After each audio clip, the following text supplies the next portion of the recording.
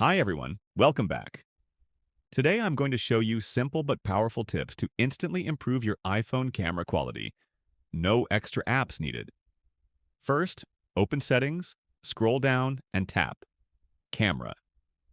Go to Formats and make sure High Efficiency is enabled.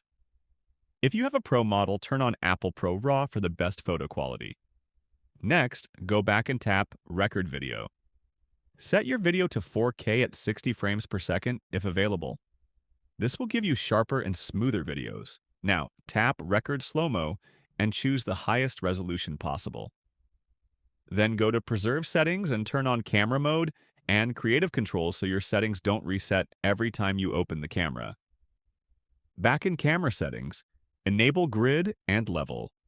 This helps you frame better photos and keep your shots straight. And that's it.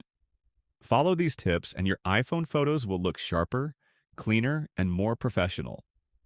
If this helped you, don't forget to like, subscribe, and comment for more iPhone tips. See you in the next